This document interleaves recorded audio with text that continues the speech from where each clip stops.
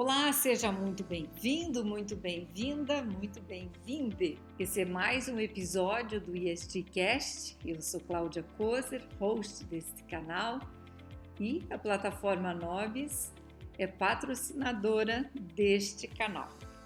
Hoje nós vamos refletir, conversar um pouco sobre branding e ESG.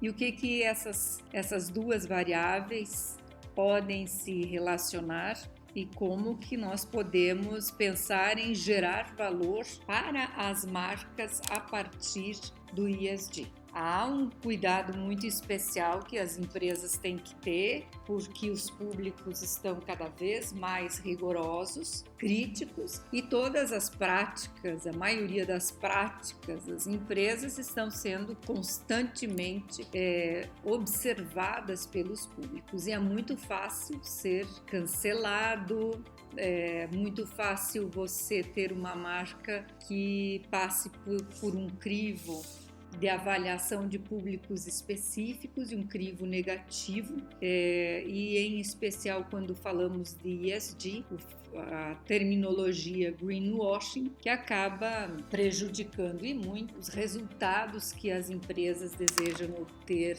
a partir desses movimentos. Então, ESG não é brincadeira de se fazer no meio organizacional. É papo sério e não é só narrativa, ele precisa estar concentrado no cotidiano organizacional, nas práticas e no modus operandi como um todo.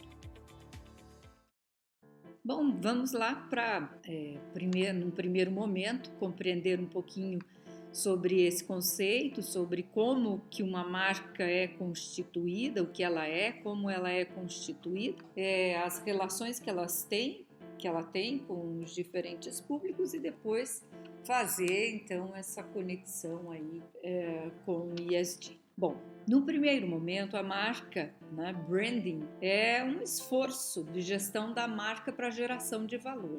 E muita gente acredita que marca, branding, é só fazer um ajuste estratégico no tom de voz, no design da logo, nas comunicações, nos posts, nas redes sociais, os vídeos altamente emocionantes sobre como somos, como as empresas são bacanas com o mundo e por aí vai. Passa disso. A marca ela é constituída por muito mais por elementos intangíveis do que tangíveis, como a logo, por exemplo. Vamos ao que constitui uma marca. Marca ela é constituída de valores, crenças, e não são valores e crenças que comunicamos insistentemente do ponto de vista textual, de narrativa, mas muito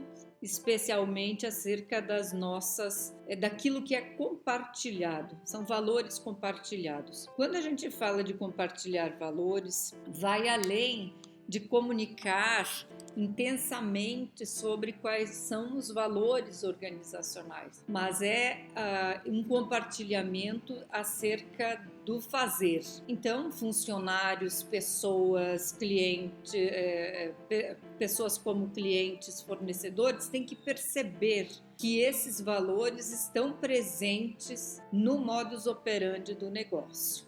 Então, valores e crenças não são narrativas, são práticas que constroem valores. É um movimento inverso. O segundo ponto das marcas são as pessoas. As pessoas comunicam, fazem, se relacionam. E aí considere todas as pessoas envolvidas numa marca. Funcionários, fornecedores, a sociedade, as comunidades locais, os stakeholders diversos, todos eles comunicam com o negócio e eles trafegam nesses valores, nesse modus operandi que a empresa deseja fixar e construir ao longo do tempo. terceiro item da marca é relacionado ao produto ou serviço. Os produtos e serviços precisam também expressar esses valores, esses requisitos organizacionais que vão se materializar num produto ou num serviço. Então, se você fala que está preocupado com o meio ambiente e as emissões de CO2, não é só fazer um vídeo bonitinho sobre a mãe natureza e que devemos preservá-la e blá blá blá. É preciso ser muito objetivo no sentido de o que estamos fazendo definitivamente para lidar com esses problemas com os quais nos defrontamos e estamos dispostos a trabalhar sobre. Também está relacionado, o quarto item, à cultura, ao jeito de fazer. E veja bem que cultura não é tudo aquilo que não dá em árvore, porque é muito comum ouvirmos das pessoas, é problema cultural, a situação é cultural. Não, ter a noção de que a cultura ela é construída coletivamente e ela é um agregado de subjetividades e intersubjetividades entre todas as pessoas e organizações que participam de um negócio, não só do ponto de vista das suas operações, da empresa em si, mas principalmente o escopo social em que ela está inserida, tá? Então, cultura não é algo, vamos construir uma cultura com uma pegada sustentável. Não é assim, tá? Isso é para inglês ver. Então, são elementos que demandam tempo, muita estratégia também, que é deliberado, e muita disposição para aprender com essas interações ao longo do tempo, porque clientes, sociedade de um modo geral vão dando pistas sobre isso, funcionários, sobre esse modus operandi, esse jeito de fazer que corresponde à cultura. O próximo item é a reputação. Então, é muito importante que as empresas cuidem do que elas comunicam, de como elas comunicam, o que fazem, porque é super importante que as empresas tenham essa disposição, tenham essa tranquilidade para comunicar sobre o que fazem. E aí não é um exercício único e exclusivo do marketing de tentar produzir uma imagem do que não se é, mas é de se comunicar e de se construir essa imagem de maneira muito íntegra às práticas organizacionais. Então, a integridade organizacional depende muito desse cuidado das práticas com a comunicação. Porque aí, se você comunica coisas que seus funcionários não percebem, seus clientes não identificam, os fornecedores acreditam que é totalmente o inverso, sinto muito, mas os esforços de reputação vão por terra na primeiro ensaio, né? Um ponto visto então essas características, esses elementos presentes na marca, né? Recapitulando aqui, os valores, as pessoas, os produtos ou os serviços, a cultura e a reputação. É bom que a gente preste muita atenção nas relações, né? Quando a gente fala de relações com os diferentes públicos, e aí algumas pessoas têm o costume de acreditar que marca é um problema, é uma atividade única e exclusiva da área de marketing. Todas as pessoas da empresa trabalham com a marca, elas constroem a marca, elas comunicam esses elementos da marca. E não é só dar uma de cima para baixo e fazer lá o manual da marca, com a logo, as cores da logo, a forma de utilizar. É mais do que isso, muito muito mais, é como que a sua empresa se comunica, se relaciona com esses públicos, qual é o padrão relacional que se tem com os funcionários, com os fornecedores, com os clientes, com a sociedade como um todo, com os governos. Tudo isso é puro relacionamento, tá certo? Um terceiro ponto aí a se destacar é que nesse relacionamento hoje nós temos a importância das conexões. Então, a via digital, a noção do 4.0, de 4.0 para as relações entre indústrias, entre diferentes setores, é porque há uma necessidade de estabelecer conexão. Veja, relacionamento é um nível de interação que ele pode ser mais ou menos aproximado. Agora, conexão é quando você consegue estreitar essa interação. Você se conecta com os teus públicos. Você fala e faz o que pulsa no coração, na razão, no querer desses diferentes públicos. Isso é conexão. Então, quando se fala da conexão, de conexões puramente afetivas com a marca, elas têm um determinado peso, mas passam a ser muito mais valiosas quando essas conexões se sustentam em elementos práticos, visíveis, concretos, em que as pessoas encontrem situações no cotidiano que façam com que as pessoas realmente gostem do que as empresas fazem e do que elas são. E elas se identificam. Isso é conexão, isso é branding. Quando as pessoas se identificam com a sua marca, gostam dela e passam principalmente a provar o que essas empresas fazem, validar, falar bem, apreciar o que essas empresas fazem. Isso é fundamental, isso é branding, isso é geração de valor a partir das marcas. Isso dá um mega trabalho, isso é se relacionar, se conectar, não é algo que não custe uma estrutura organizacional, que não custe um esforço estratégico de transcender única e exclusivamente mecanismos padronizados aí, já conhecidos, de se conectar por redes sociais, de fazer comunidades. Não, é um passo à frente disso, de estreitar essa interação de maneira a fazer com que esses públicos desejem caminhar junto com o seu negócio. Caminhar junto no sentido de acompanhar, de saber o que faz, de aprender com isso e de utilizar isso como um espelho, como uma inspiração para observar outras organizações e também para espelhar desejos para os seus próprios consumos. Então, veja que isso não é uma atividade única e exclusiva do marketing, né?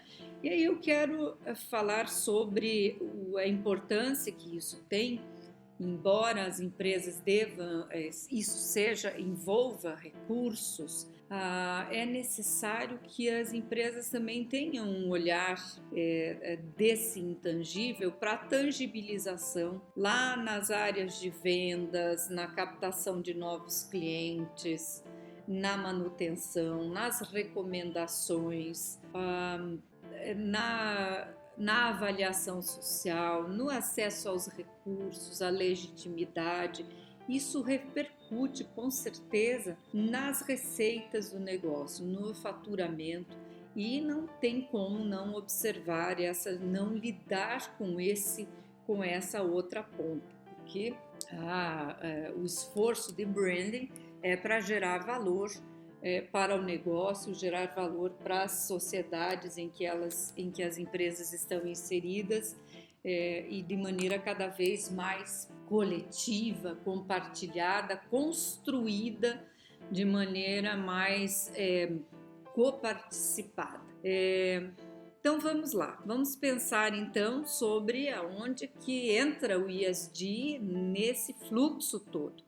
A conexão do ESG com o branding, ela é muito positiva, exceto quando se tenta fazer só greenwashing. E a gente tem pistas muito claras de empresas que fazem, que só usam o ESG como pano de fundo para uma tentativa de gestão de reputação. Tem uma linha tênue muito importante a ser discutida, que é sobre o branding e o ESG. As empresas costumam gastar uma grana elevada para fazer campanhas ads, né, anúncios, campanhas publicitárias muito caras para dizer que são sustentáveis. Vou dar um exemplo aqui com relação ao meio ambiente. Eu já vi organizações que são nem um pouco bem vistas pela comunidade em geral, pelos diferentes públicos, do ponto de vista de cuidado com o meio ambiente. Mas aí, de repente, gasta-se milhões de dólares em campanhas absurdas, caras, para se criar uma imagem de sustentável, de boazinha com o meio ambiente. E geralmente são campanhas em que as pessoas inclusive se irritam com esse tipo de abordagem. São vídeos maravilhosos, enfim, campanhas muito arrojadas com relação ao meio ambiente e com problemas severos aí com relação a esses mesmos temas. Nós vamos falar, por exemplo, no eixo social, de empresas que não lidam bem com as suas comunidades locais, porque tem problemas com os sites Fabris ou outras dimensões, ou ainda com relação aos funcionários, e aí faz uma outra campanha maravilhosa sobre o voluntariado, né? Então não faz sentido, né? Tem algumas situações que ficam assim muito claras na nossa lembrança, né? Então você tem no jornal um aviso de que a empresa fez uma demissão super assim crítica de centenas de funcionários, e no outro, nos comerciais, você assiste que a empresa está fazendo algum projeto social super bacana com crianças. Percebe? Não faz sentido. Você precisa ter, sim, consistência. A consistência está sendo cada vez mais cobrada pelos públicos. É mais interessante gastar esse dinheiro, investir esses recursos nas causas do que em grandes campanhas que comunicam sobre o quanto essa empresa é sensível a essas causas. Então, você pode ter efeitos muito interessantes se, ao invés de gastar 3 milhões de reais em campanhas publicitárias para mostrar que você está preocupado com o empreendedorismo ou com os pequenos comerciantes e tudo mais, e gastar, por exemplo, 500 mil reais para você fazer para você investir nesses públicos que precisam de apoio para empreender ou para aprender novas habilidades e tudo mais. Daí que temos uma conexão muito especial, então, entre o ESG e o branding, quando de maneira adequada, Por quê? Porque as empresas, as pessoas, elas estão querendo saber como que as empresas se conectam com o mundo, com as causas do mundo, com as causas dos públicos. E essa conexão ela vai se dar ou pela via ambiental, problemas com o meio ambiente, florestas, oceanos, rios, e ela também vai se dar pela via social, no combate às desigualdades, na melhoria das condições de vida em populações mais vulneráveis, no apoio a públicos que estão relacionados. Isso faz muito sentido para os públicos. Isso tem um efeito muito interessante. Muito cuidado para não gastar mais com a comunicação sobre isso, sobre esses projetos, do que com os projetos em si, que é o que a maioria das empresas tem feito. 10% de impacto e 90% de comunicação sobre aquela ação. É como se fosse produzir atores, uma cena, um outro tipo de cenário para fazer campanha. E isso é muito complicado para o público, né? Isso é muito mal visto pelo público. Então, as conexões digitais passam a permitir cada vez mais permitir que essas ações cheguem a mais pessoas, cheguem a mais públicos e tenham uma condição de transformação muito mais interessante. Então, sempre que você puder pensar em transformar essas realidades, utilizar a via digital para isso, que ela é muito bem-vinda e existe para isso, é importante que você considere a comunicação disso a partir das próprias pessoas e dos próprios públicos envolvidos. Então, a relevância do que a tua marca faz, do que a tua empresa faz no que se relaciona ao ESG, ela vai ser dada pelas pessoas, pelos públicos que estão diretamente envolvidos com os impactos que teu negócio proporciona. Um grande abraço e até o próximo episódio.